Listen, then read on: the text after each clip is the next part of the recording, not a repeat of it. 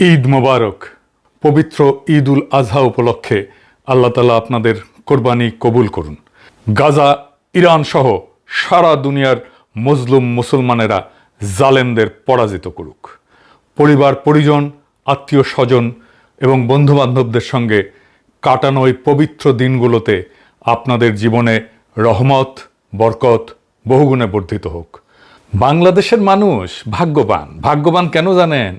কারণ আপনি গরু কোরবানি দিতে পারেন প্রকাশ্যে গর্বের সাথে, রাস্তার উপরে, বাড়ির গ্যারেজে, ঈদের সকালে বাঙ্গু সেকুলারদের গায়ে জ্বলুনি ধরায় কোরবানির পশুর রক্তে ভাইসা যায় ঢাকার অলিগলি রাজপথ। সেইটা আপনার অধিকার। কোনো আদালত আপনাকে গ্রেপ্তার করবে না, কোনো প্রতিবেশী হিন্দু রাষ্ট্রবাদী আপনার বাড়িতে আক্রমণ করবে না, কোনো জমিদার আপনার ভিটা পুড়ায় দেবে না, কোনো নিষেধাজ্ঞার কবলে আপনি পড়বেন না। আপনি এটা পারেন। পশ্চিমবঙ্গে আপনার বাঙালি মুসলমান ভাই গরু কোরবানি দিতে পারে না, ভয়ে লুকায়ে সাবধানেও দেয় না। মুর্শিদাবাদ, মালদা, উত্তর 24 পরগনার গ্রামে প্রায় সব কোরবানি হয় বকরি। ভারতের জম্মু কাশ্মীরে 2021 সালে গরু কোরবানি নিষিদ্ধ করা হয়েছে মুসলিম সংখ্যাগরিষ্ঠ অঞ্চলেই। উত্তরপ্রদেশে গরু কোরবানির জন্য লোকে জেলে যাচ্ছে, আর আপনি 1,04,00,000 পশু কোরবানি দিচ্ছেন গত বছর। প্রায় 4 কোটি বাংলাদেশি মানুষ সেই কোরবানিতে অংশ নিছে। বাংলাদেশের মানুষ ভাগ্যবান, কিন্তু এই ভাগ্য আসমান থেকে পড়ে নাই।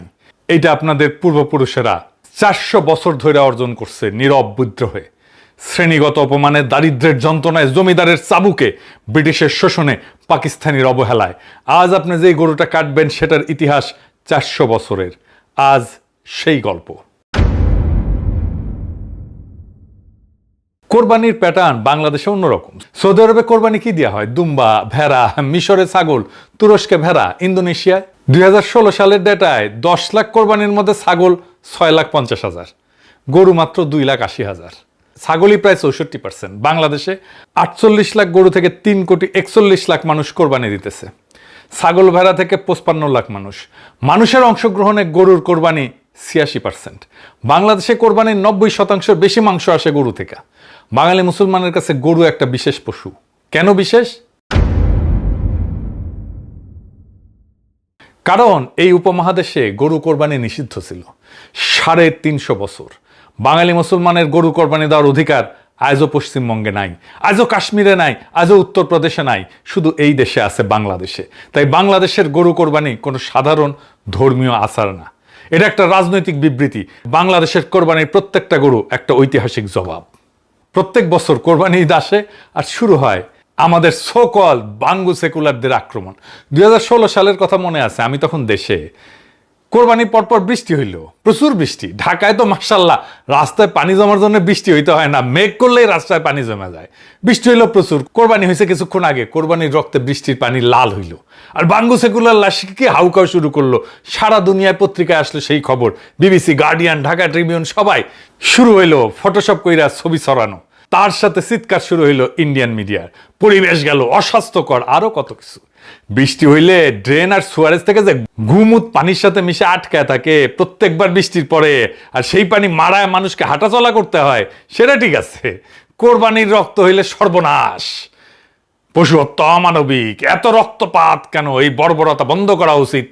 পরিবেশ দূষণ, শহরে কোরবানি নিষিদ্ধ করো, স্লটার হাউসে নিয়ে যাও, সামনে কোরবানি দিও না। আর একটা কথা তো আছেই, বনের পশু না মনের পশু কোরবানি দাও। তারা একটা কথা কখনো বলে না, প্রাণী উৎসর্গ ইসলামের একচেটিয়া বিষয় না।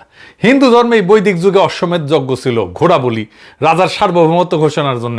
সৎপথ ব্রাহ্মণে এর বিস্তারিত বর্ণনা আছে। সর্বশেষ অশ্বমেধ যজ্ঞ হয়েছিল 1741 সালে। জয়পুরের মহারাজা দ্বিতীয় জয় সিং পালন করছিলেন। আজও কলকাতার কালীঘাট মন্দিরে দৈনিক পাঠা বলি হয়, কালী পূজার সময় শত শত পাঠা বলি দেওয়া হয়। আসামের কামাখ্যা মন্দির হিন্দু শক্তিপীঠের অন্যতম পবিত্র মন্দির, সেখানে দুর্গাপূজার সময় মহিষ বলি দেওয়া হয় নিয়মিত। 2018 সালে 3 দিনে 19টা মহিষ বলি দেওয়া হয়েছে। নেপালে গাধিমাই উৎসব বলে একটা উৎসব আছে, হিন্দুদের উৎসব, বিশ্বের সর্ববৃহৎ পশু বলির অনুষ্ঠান। 2014 সালে 2 লাখ পশু বলি দেওয়া হয়। 2019 সালে নিষেধাজ্ঞা সত্ত্বেও হাজার হাজার মহিষ বলি দেওয়া হয়েছে গাধিমাই উৎসবে। ভারতের উড়িষ্যায় আদিবাসী সুলিয়া যাত্রায় হাইকোর্টের নিষেধাজ্ঞা অমান্য করে পশু বলি দেওয়া হয়েছে। তাদের যুক্তি, এটা তাদের ঐতিহ্যগত অধিকার। এইবার ইহুদি ধর্ম দেখেন, জেরুজালেমে দ্বিতীয় মন্দিরে দৈনিক 2টা মেষ শাবক বলি দেওয়া হইতো। সাবাতে বাড়তি বলি, উৎসবে আরো বেশি। দ্বিতীয় মন্দির ধ্বংসের আগ পর্যন্ত মানে 70 খ্রিস্টাব্দ পর্যন্ত এই প্রথা চলছে। প্রাচীন জেরুজালেমের অর্থনীতি দাঁড়াইছিল এই বলির অর্থনীতির উপরে, কোরবানির অর্থনীতির উপরে। মানব সভ্যতার ইতিহাস পশু বলির, পশু উৎসর্গের ইতিহাস। শুধু পশু না, মানুষও বলি দিত আগে। প্রত্যেকটা ধর্ম, প্রত্যেকটা সংস্কৃতি, প্রত্যেকটা মহাদেশে উৎসর্গ ছিল। তাহলে শুধু মুসলমানের কোরবানিকে কেন আক্রমণ? কারণ আক্রমণটা পশু হত্যার বিরুদ্ধে না, এটা মুসলমানের সার্বভৌমত্বের বিরুদ্ধে। সেটা কি রকম? এইটা মুসলমানের বিরুদ্ধে সাংস্কৃতিক যুদ্ধ। সাংস্কৃতিক যুদ্ধ শুরু সবসময় অন্যের সবচেয়ে কেন্দ্রীয় সিম্বলকে আক্রমণ করে, কেন্দ্রীয় প্রতীককে আক্রমণ করে। আমরা কাকে আক্রমণ করি? রবীন্দ্রনাথ। কেন? কারণ রবীন্দ্রনাথ বাঙালি ভদ্রলোক, হিন্দু আধিপত্যের সাংস্কৃতিক চূড়া। যত প্রতিভাবানই হোক, তিনি একটা শ্রেণীর প্রতিনিধি, জমিদার শ্রেণীর। আমরা বলি রবীন্দ্রনাথ বাঙালি মুসলমানের ভাষাকে অস্বীকার করছেন, তার সাহিত্যে মুসলিম চরিত্র নাই, তিনি ঢাকাকে রাজধানী করে পৃথক প্রশাসনিক এলাকা গড়ার বিরুদ্ধে দাঁড়াইছিলেন, মানে আমাদের সার্বভৌমত্বের বিরুদ্ধে দাঁড়াইছিলেন। আমরা ফাইট করি রবীন্দ্রনাথের সাথে, কারণ রবীন্দ্রনাথকে পলিটিক্যালি পরাস্ত করতে পারলেই আমাদের সাংস্কৃতিক স্বাধীনতা, সাংস্কৃতিক মুক্তি। আমরাই কাজ করবো ইনশাল্লাহ। যাই হোক, ওরা কাকে আক্রমণ করে? গরু কোরবানিকে। কেন? কারণ গরু কোরবানি বাঙালি মুসলমানের সার্বভৌমত্বের সাংস্কৃতিক চূড়া। ঢাকার রাজপথ রক্ত, মানে বাঙালি মুসলমান এখনো স্বাধীন। সে আর হিন্দু জমিদারের প্রজা না, সে আর কলকাতার ভদ্রলোকের অধীন না। এই দৃশ্যটা ওদের সহ্য হয় না, কারণ এই দৃশ্য তাদের পরাজয়ের স্মারক। তাই বছরের পর বছর আক্রমণ, পরিবেশ দূষণ, পশু অধিকার, শহরে নিষিদ্ধ করো, স্লটার হাউসে নিয়ে যাও। স্লটার হাউস মানে কি? স্লটার হাউস মানে কোরবানি লোক চক্ষুর আড়ালে হইতে হবে, মানে রাস্তায় রক্ত না, মানে ঈদ অদৃশ্য হইয়া যাবে, কোরবানি অদৃশ্য হইয়া যাবে চোখের সামনে থেকে। বিএনপি একই ফ্যাসাং ধরিছে। দেখেন, যেখানে সেখানে আপনার কোরবানিটা দিয়েন না।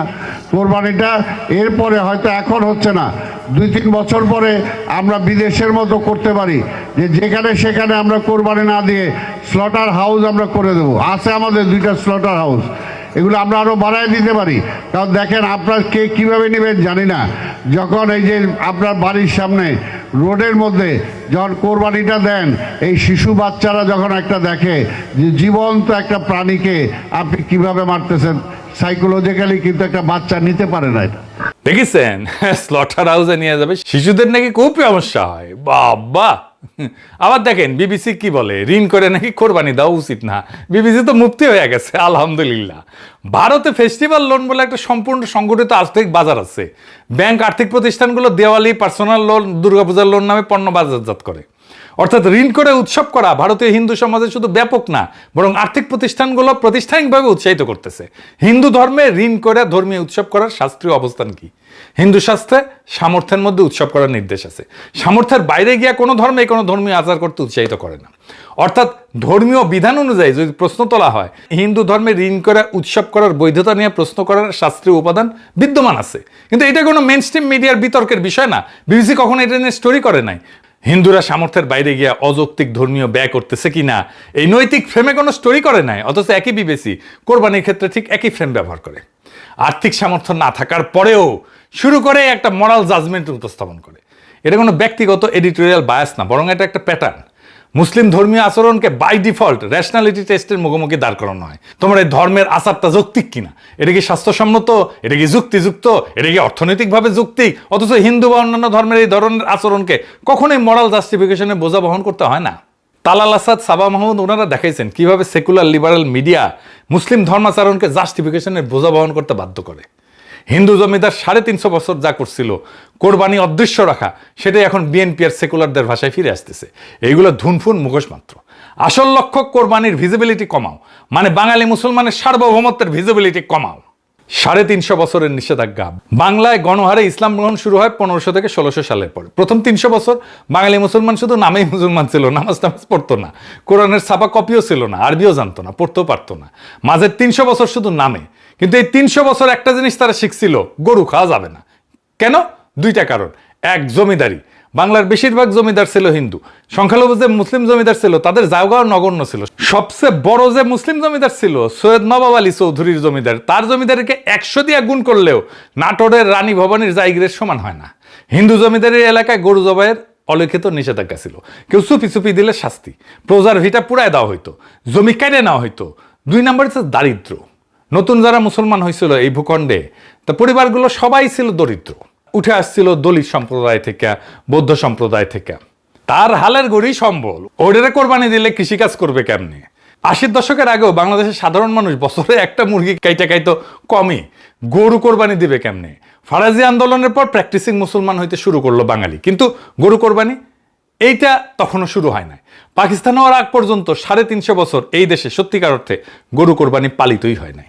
বাঙালি মুসলমান চিনছিল ঈদ, চিনছিল নামাজ, চিনছিল রোজা, গরু কোরবানিকে চেনে নাই, কারণ চিনতে দেওয়া হয় নাই। এখন একটু পশ্চিমবঙ্গের দিকে তাকান, ওই পারে আজও বাঙালি মুসলমান গরু কোরবানি দিতে পারে না, দেয় না, ভয়ে সংকোচে লুকায়। মুর্শিদাবাদ, মালদা, উত্তর 24 পরগনা গ্রামে গ্রামে মুসলমান বাড়ি আছে, কিন্তু গরু কোরবানি ওইখানে পাবলিক স্পেকটাকল না। প্রায় সব কোরবানি ছাগল, কারণ ওপারে হিন্দু সংখ্যাগরিষ্ঠতা। 300 বছরের নিষেধাজ্ঞা আজও জারি আছে, সেটা আইনি না, সামাজিক, কিন্তু কার্যকর। আর এপারে কোরবানি একটা স্পেকটাকল। দুটেই শহর, একই বাঙালি, একই ভাষা, একই খাবার, একই কালচার, পার্থক্য একটাই, এই পারে সার্বভৌমত্ব আছে, ওই পারে নাই। বাংলাদেশের গরু কোরবানি সার্বভৌমত্বের প্রকাশ। ঢাকার প্রত্যেকটা গরু কোরবানি একটা ঐতিহাসিক জবাব। 350 বছর যে গরু আমরা কাটতে পারি নাই, আজ সেটা পারি, প্রকাশ্যে পারি, গর্বের সঙ্গে পারি। এটাই বাঙালি মুসলমানের সবচেয়ে বড় কালচারাল অ্যাচিভমেন্ট। এটাই 1947-এর সবচেয়ে বড় কংক্রিট অর্জন। ভাষা আন্দোলন, হ্যাঁ অবশ্যই বড় অর্জন, স্বাধীনতা যুদ্ধ অবশ্যই বড় অর্জন, কিন্তু এই দুইটার চাইতো পুরানো একটা যুদ্ধ ছিল বাঙালি মুসলমানের গরু কাটতে পারার যুদ্ধ। সেটা জিতলো 1947-এ, আর সে বিজয়ের উৎসব হইতেছে ঈদ উল আজহা। কিন্তু সমস্যা একটাই, জিতছিল ঠিক, কিন্তু পালন করার সামর্থ্য ছিল না। 1947 থেকে 1990 আমরা অধিকার পাইছি, সামর্থ্য নাই। 1947-এর পর আইনি বাধা গেল, জমিদারি গেল, কিন্তু সামর্থ্য আসতে আরো 50 বছর লাগলো। কারণ 550 বছর হিন্দু কায়স্থ ক্ষত্রিয়ের কাছে মার খাইছে মুসলমানেরা, 200 বছর ব্রিটিশের গোলামি করছে, তারপরে 2 যুগ পাকিস্তানি শোষণ। এই 800 বছরের ঘা এক প্রজন্মে তো শুকায় না। অর্থনৈতিক ঘা শুকাইতে আরো 20 বছর। 1990 সাল পর্যন্ত শোষিত বাঙালি গরু কোরবানি দেওয়ার সামর্থ্য অর্জন করতে পারে নাই। গরু কোরবানি ছিল শুধু ঢাকা শহরে বড় ব্যবসায়ী, আমলা, উচ্চবিত্তদের, শহরে এলিটদের জন্য। গ্রামের শরিকি বা একান্নবর্তী পদ্ধতি ছাড়া গরু কোরবানি দেওয়াই যেত না। অধিকার পাইছি, সামর্থ্য পাই নাই। বিজয় পাইছি, উদযাপন করতে পারি নাই। 1990 থেকে 2018 মধ্যবিত্তের উত্থান হলো। 1990-এর পর বাংলাদেশে প্রথমবার সত্যিকারের একটা মধ্যবিত্ত শ্রেণী জন্মাইল। মধ্যবিত্ত বাড়ার সাথে সাথে গরু কোরবানিও বাড়লো। 1990 থেকে 2018, 28 বছরে এই দেশের সাধারণ মানুষ প্রথমবার গরু কোরবানি সত্যিকার অর্থে দিতে শুরু করলো। প্রথমবার 350 বছরের নিষেধাজ্ঞা বিজয় উদযাপন হইল। বিবিএস এর জরিপ বলে 2016 সালে দৈনিক মাথাপিছু মাংস খাইতাম আমরা 25.4 গ্রাম, 2022 এটা দাঁড়াইলো 40 গ্রাম, 6 বছরে প্রায় অর্ধেক বৃদ্ধি হইল। এই দেশের ইতিহাসে প্রথমবার গরু কোরবানির গণতন্ত্রায়ন হইতে শুরু করছিল। ঠিক তখনই একটা ধাক্কা আসলো, কই থেকে? দিল্লি থেকে। কিভাবে? মোদী সরকার 2014-তে ক্ষমতায় আসলো ইন্ডিয়ায়, বিএসএফ কে নির্দেশ দিল সীমান্তে গরু চলাচল বন্ধ করতে হবে। 2014 সালে ডিসেম্বরে স্বরাষ্ট্রমন্ত্রী রাজনাথ সিং প্রকাশ্যে বিএসএফ কে ধন্যবাদ দিল। কিন্তু এই হামলার একটা চমৎকার দিক আছে। বাংলাদেশে 2020 সালে কোরবানির পশু উৎপাদনে স্বয়ং সম্পূর্ণ হয়ে গেল, মার্শাল্লাহ। কিন্তু না, মোদী তার সব কার্ড তখনও খেলে নাই। ভারত থেকে গরু আসা বন্ধ ছিল, এটা প্রথম ধাপ ছিল। মোদীর কৌশল ছিল ট্রিপল লেয়ার, 3টা লেয়ারে। দ্বিতীয় ধাপ ছিল গোখাদ্যের সাপ্লাই চেন। বাংলাদেশে পশু খাদ্যের 60% কাঁচামাল আমদানি করতে হয়, প্রধানত ভুট্টা, সোয়াবিন। এই কাঁচামালের একটা প্রধান সাপ্লায়ার হয়েছে ভারত। 2021 সালে কি হইল? ভারতের নিজের দেশে সোয়াবিনের দামে বিস্ফোরণ হইল। ভারত হঠাৎ সোয়াবিন মিলের রপ্তানি কমায় দিল।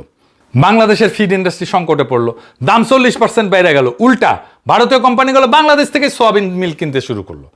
বাংলাদেশে সোয়াবিন রপ্তানি করলে আমাদের গবাদি পশুর খাদ্য পাবে না তো? এটা আমাদের রাজনৈতিক নেতাদের মাথায় আসে নাই। তৃতীয় ধাপ কি হলো? 2024 সালে ভুট্টার সাপ্লাই এটাও কমাই দিল। কেন? ভারত বলল নিজের দেশে তারা মদ বানাবে ভুট্টা থেকে। মদ বানানোর জন্য ওরা ভুট্টা ব্যবহার শুরু করলো। বাড়াচ্ছে কিনা কে জানে। বাংলাদেশের রপ্তানি কমাই দিছে। ফলাফল 2023 সালে ডিসেম্বরে বাংলাদেশের ক্যাটেল ফিডের দাম টন প্রতি 66,000 টাকা পৌঁছাইলো। 1 বছরে 20% বৃদ্ধি হইল। মোদির কৌশল কি দাঁড়াইলো?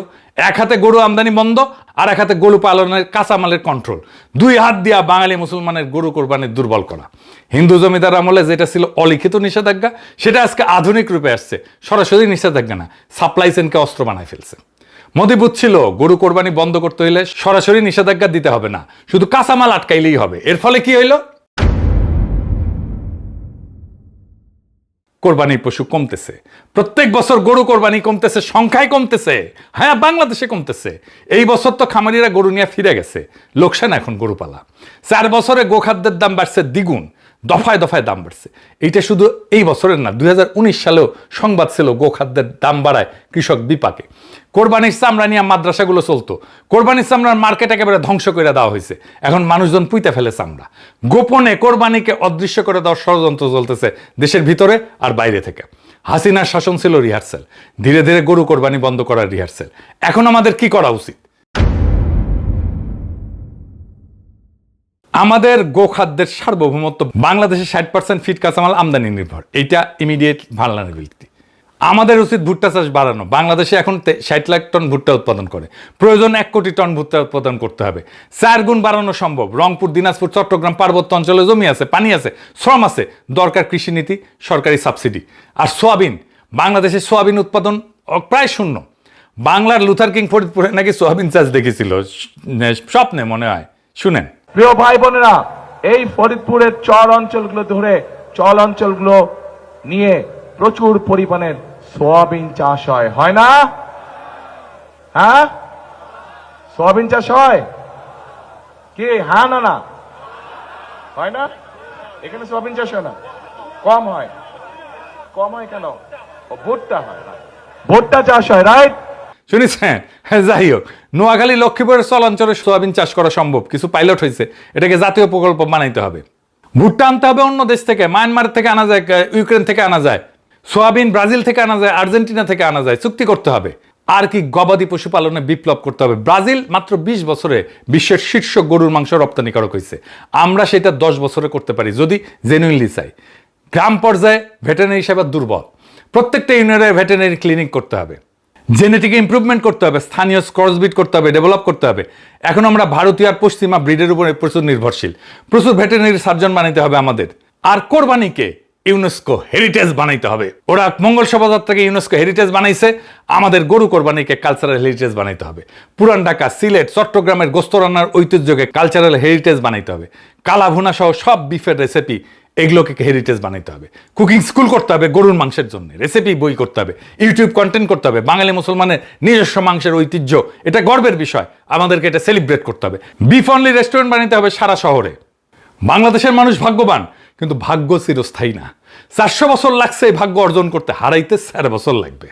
মোদি গরু আটকায় দিতে চায়, হাসিনার লুটাররা পকেট খালি করছে, আমাদের অর্থনীতি ধ্বংস করে দিছে, সেকুলাররা স্লটার হাউসে পাঠাইতে চায় কোরবানিকে। বিএনপি ফ্যাসাং ধরিছে, বিবিসি মুফতি হয়েছে।